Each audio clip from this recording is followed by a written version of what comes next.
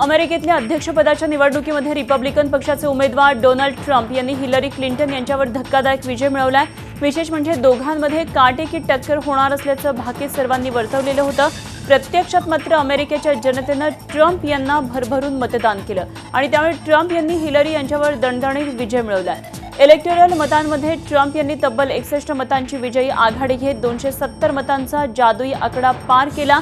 Trump यांना 279 तर Hillary यांना केवळ 218 इलेक्टोरल मतं मिळाली। तर पॉप्युलर मतांमध्ये ट्रम्प यांनी हिलरींवर मात केली।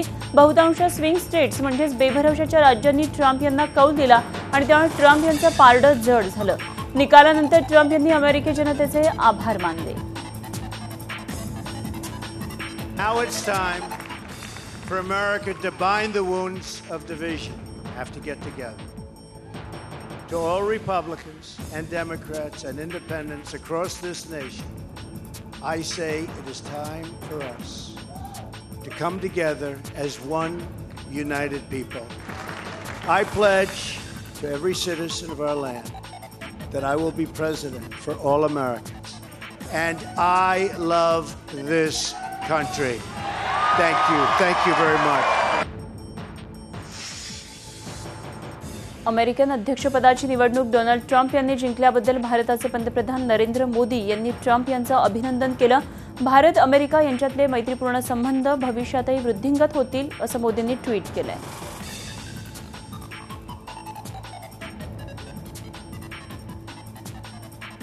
अमेरिकेच्या सिनेटमध्ये दिमाखात प्रवेश केलाय। कॅलिफोर्नियाच्या अटॉर्नी जनरल म्हणून त्या काम पाहणारे कमला हॅरिस यांनी कॅलिफोर्नियातून निवडणूक लढवत त्यांच्याच डेमोक्रॅटिक पक्षाच्या लॉरिटा सँचेज यांचा पराभव केला। सिनेट हे अमेरिकेचं वरिष्ठ सभागृह आहे। कमला हॅरिस या सिनेटमध्ये प्रवेश करणाऱ्या भारतीय वंशाच्या पहिल्याच महिला ठरलेल्या आहेत। अमेरिकेचे मावळते राष्ट्राध्यक्ष बराक ओबामा यांनी कमला हॅरिस यांना पाठिंबा दिला होता। मुंबईतल्या रिलायन्स मेट्रोच्या कर्मचाऱ्यांनी 500 आणि 1000च्या नोटा स्वीकारण्यास नकार दिल्यानं प्रवासी वैतागलेले आहेत। मुख्यमंत्र्यांनी या नोटा स्वीकारण्याचे आदेश देऊनही मेट्रो कर्मचाऱ्यांचा उद्दामपणा सुरूच आहे आणि त्यामुळे प्रवाशांची अडचण झाली आहे। दरम्यान झी मीडियाने हे वृत्त दाखवल्यानंतर मेट्रो प्रशासनानं 500 आणि 1000च्या नोटा स्वीकारण्यास आता सुरुवात झाली आहे। 500 आणि 1000 रुपयांवरच्या बंदीमुळे धास्तावलेल्या नागरिकांना मुख्यमंत्री देवेंद्र फडणवीस यांनी दिलासा दिला आहे। जनतेची गैरसोय होणार नाही याकरता पूर्ण खबरदारी घेतली जात असल्याची ग्वाही फडणवीसांनी औरंगाबादमध्ये पत्रकार परिषदेत दिली। नागरिकांना माझी विनंती आहे की कुठल्याही प्रकारे घाबरण्याची आवश्यकता नाहीये, पॅनिक होण्याची आवश्यकता नाहीये।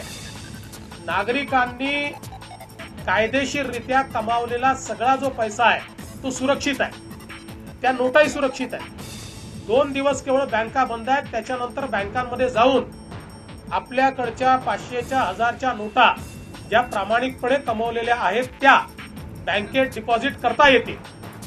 त्याच्यामुळे त्याच्या बदल्यातल्या वेगळ्या नोटा देखील आपल्याला या ठिकाणी घेता येतील। त्यासोबत कुठलेही व्यवहार बंद करण्यात आलेले नाहीत। चेकनी सगळे व्यवहार करता येतील। कितीही पैशाचा व्यवहार हा चेकनी करता येईल, क्रेडिट कार्डनी करता येईल, डेबिट कार्डनी करता येईल। 500 आणि 1000 रुपयांवर बंदी घातली असली तरी जनतेला त्याचा त्रास होऊ नये याकरता पूर्ण खबरदारी घेण्यात आल्याचं केंद्रीय अर्थमंत्री अरुण जेटली यांनी सांगितलंय। येत्या 2 दिवसांमध्ये सारे व्यवहार हे पूर्ववत होतील अशी हमीही अरुण जेटली यांनी दिली आहे। जो किसी ने घर में 25, 30, 50 हजार रुपया रखा हुआ है कि रोज के खर्चे के लिए, जो कि एक सामान्य परिवार में भी होता है, उनको कोई चिंता नहीं है। वो बैंक पर जाएं, पहले 1-2 सप्ताह थोड़ा कम रिप्लेसमेंट मिलेगा, लेकिन 2 सप्ताह के बाद 3 सप्ताह के बाद जैसे और करेंसी बाजार में आएगी तो आपको नॉर्मल रिप्लेसमेंट मिलेगा। नोटा बदलताना त्या कमी पडू नये यासाठी संबंधित बँकांना काळजी घेण्याची सूचना करण्यात आल्याचं अर्थमंत्री सुधीर मुनगंटीवार यांनी सांगितलंय। तसंच नागरिकांनी आणि बँकेतल्या कर्मचाऱ्यांनी संयमानं वागण्याचं आवाहनही त्यांनी केलंय। आरबीआय आणि अर्थ खात्याच्या बैठकीत काही महत्त्वपूर्ण निर्णय देण्यात आलेले आहेत। तर कायदा सुव्यवस्थेचा प्रश्न निर्माण होऊ नये यासाठी पोलीस बंदोबस्त ठेवण्यात येणार आहे। एटीएम केंद्र आणि बँकांबाहेर पैसे काढण्यासाठी गर्दी होऊन सुरक्षेचा प्रश्न निर्माण होऊ शकतो आणि ही शक्यता लक्षात घेऊन राज्याचे पोलीस महासंचालक सतीश माथुर यांनी पोलिसांना बँकांना संरक्षण देण्याचे आदेश दिलेले आहेत। आज आणि उद्या एटीएम बंद असणार आहे आणि त्यामुळे ही खबरदारी घेण्यात आलेली आहे। काळ्या पैशावर नियंत्रण आणण्यासाठी 1500च्या नोटा बंद करण्याची तयारी गेल्या 8 महिन्यांपासून सुरू होती।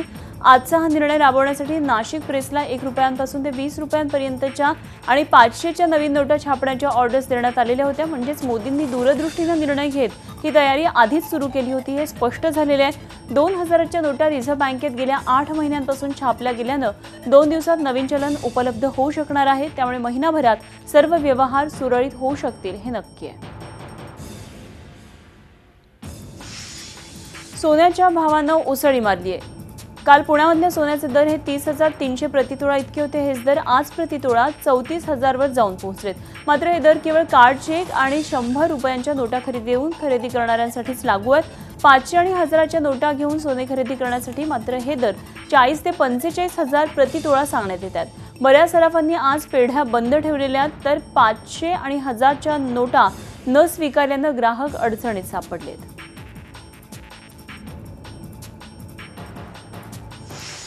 1500च्या नोटांचं चलन मोदी सरकारनं मध्यरात्रीपासून अवैध ठरवल्यानं निर्माण झालेल्या तात्पुरत्या आर्थिक अस्थिरतेचा परिणाम देशातल्या सुवर्ण बाजारावर सुद्धा झालाय। सकाळी 9ला उघडणारा जळगावमधला सराफा बाजार आज 11:15 वाजता उघडण्यात आला आणि तोही कालपेक्षा प्रतितोळा 1900 रुपयांच्या अतिरिक्त भाव वाढीनं। बाजारात केवळ 100, 50, 20 आणि 10च्या चलनी नोटांवर सोन्याची खरेदी विक्री सुरू झाली आहे। त्यामुळे बाजारातल्या सोन्याच्या खरेदी विक्रीची उलाढाल प्रचंड मंदावली आहे। 1000 आणि 500च्या नोटा हद्दपार झाल्यानंतर आज पहाटे मुंबई कृषी उत्पन्न बाजार समितीच्या भाजीपाला मार्केटमध्ये व्यवहार करताना सुरुवातीला अडचणी निर्माण झाल्या होत्या। मात्र नेहमीचे ग्राहक असल्यानं आणि तात्काळ सुट्टे पैसे उपलब्ध होत नसल्यानं व्यापाऱ्यांनी ग्राहकांकडून 500 आणि 1000च्या नोटा स्वीकारत व्यवहार पार पडला।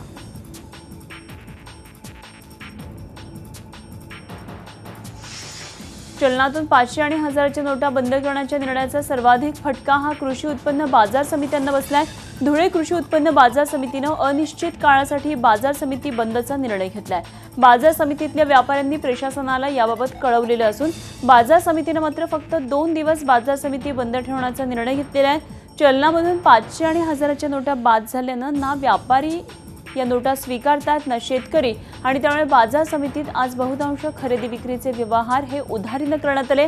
मात्र जोपर्यंत बँक अधिकाऱ्यांबरोबर चर्चा करून चलनाबाबत सुस्पष्टता येत नाही तोपर्यंत व्यापारी बाजार समितीत सौदे करू शकत नसल्यानं बंदचा निर्णय घेण्यात आल्याचं व्यापारी प्रतिनिधींनी स्पष्ट केलंय। 500 आणि 1000च्या नोटा बंद केल्यानंतर मुंबईमध्ये पेट्रोल पंपांवर प्रचंड गर्दी होती। सगळ्याच लोकांना पेट्रोल भरून 500 आणि 1000 रुपयांच्या नोटा संपवायच्या होत्या। कित्येक पेट्रोल पंपांवर ग्राहकांना देण्यासाठी सुट्टे पैसेच उरले नाहीत आणि त्यामुळे पेट्रोल पंप बंद करावे लागले। तर काही ठिकाणी फक्त 500 आणि 1000 रुपयांचंच पेट्रोल मिळेल असे बोर्ड लावण्यात आले। मुंबईकर रात्रभर पेट्रोल भरण्यासाठी फिरत होते। डोनाल्ड ट्रम्प यांच्या विजयाच्या शक्यतेमुळे शेअर बाजाराची सुरुवात मोठ्या पडझडीनं झाली। सेन्सेक्स 1600 अंशांनी खाली घसरला। बाजारात सगळीकडे लाल रंग पाहायला मिळत होता। मात्र त्यानंतरच्या 2 तासात शेअर बाजार सावरला। 1600 अंश खाली असलेला सेन्सेक्स 600 अंशांनी वधारला। सेन्सेक्स आणि निफ्टी दोन्ही सुमारे 4% खाली आहेत। 500 आणि 1000 रुपयांच्या नोटांबाबत केंद्र सरकारने घेतलेल्या निर्णयाचे पडसाद देखील रिअल इस्टेट आणि ज्वेलरी शेअर्सवर पाहायला मिळाले। रिअल इस्टेट आणि ज्वेलरी क्षेत्रातल्या सर्व शेअर्सची मोठी पडझड झाली आहे आणि या पडझडीनं सर्वसामान्य गुंतवणूकदारांनी घाबरून जाऊ नये असं आवाहन या क्षेत्रातल्या तज्ज्ञांनी केलंय। दीर्घकालीन गुंतवणूकदारांनी या पडझडीची चिंता करण्याचं कारण नसून लवकरच बाजार पूर्वपदावर येईल असं तज्ज्ञांचं म्हणणं आहे।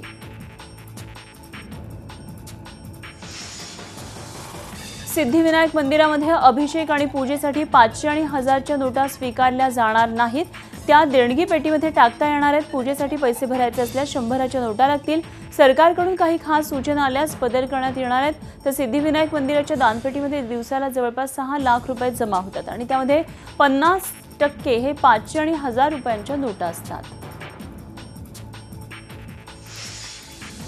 मोदी सरकारने घेतलेल्या 500 आणि 1000च्या नोटा बंद करण्याच्या निर्णयाचे मोठे परिणाम पाहायला मिळतात। ज्या ठिकाणी रोखीचे व्यवहार होतात त्या ठिकाणी लोकांची मोठी अडचण झाली आणि याचा सगळ्यात मोठा परिणाम हा टोल नाक्यांवर पाहायला मिळतोय।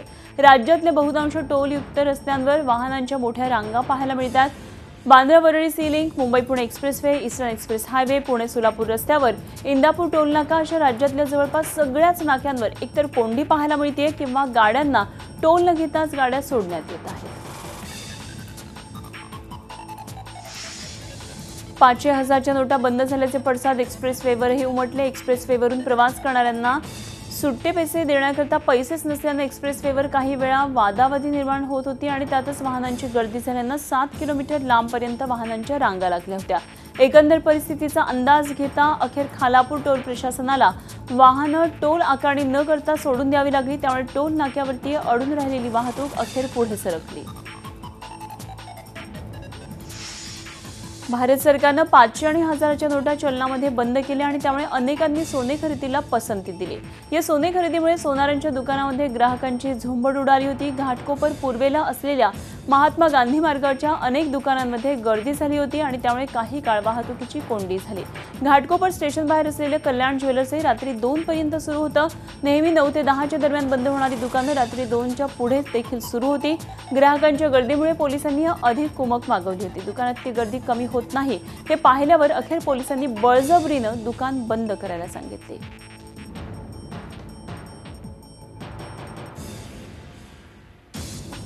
₹500 आणि 1000 रुपयांच्या नोटा रद्द करण्याच्या निर्णयावर राज ठाकरेंनी मोदींवर मार्मिक टोला लगावलाय. मोदी सरकारने घेतलेला निर्णय भला की बुरा ते येणारा काळच ठरवेल. मात्र स्थानिक स्वराज्य संस्था निवडणुकीपासून यूपी निवडणुकीपर्यंत सोनं घ्या सोनं असं म्हणत भाजप काय आपट्याची पानं वाटणार आहे का अशा शब्दांमध्ये राज ठाकरेंनी भाजपला टोला लगावला. पुण्यामध्ये गणेश कला क्रीडा मंच इथं मनसेच्या पदाधिकारी आणि कार्यकर्त्यांचा मेळावा झाला. त्यावेळी राज ठाकरे बोलत होते. नागपूर महापालिका प्रभाग रचनेवर जनसुनावणी झाली. प्रभाग रचनेवर 52 आक्षेप नोंदवण्यात आले होते आणि त्यावर सुनावणी पार पडली. बहुजन समाज पक्ष, राष्ट्रवादी काँग्रेस, सत्ताधारी भाजप यांनी काही आक्षेप नोंदवलेले होते. जनसुनावणीमध्ये आपलं समाधान झाल्याचं भाजप पदाधिकारी सांगतात तर या जनसुनावणीचा काहीही उपयोग नसल्याचा राष्ट्रवादीचा आक्षेप आहे. महाराष्ट्रातल्या भरतपूर अशी ओळख असलेल्या नाशिकमधल्या नांदूर माध्यमेश्वर पक्षी अभयारण्य सध्या विदेशी पक्ष्यांनी गजबजलेलं आहे. उन्हाळ्यामध्ये पाण्याचे दुर्भिक्ष झाल्यानं या भरतपूरची जैवविविधता धोक्यात आलेली होती. मात्र धरण भरल्यानं आणि थंडीची चाहूल लागल्यानं स्थलांतरित पक्षी आकर्षित झालेले आहेत. युनेस्कोनं जाहीर केलेल्या यादीत महाराष्ट्रातलं हे एकमेव स्थळ आहे. अनेक विदेशी पक्षी आल्यानं पक्षीप्रेमी आनंदित झालेले आहेत. झी 24 तास रहा एक पाऊल पुढे.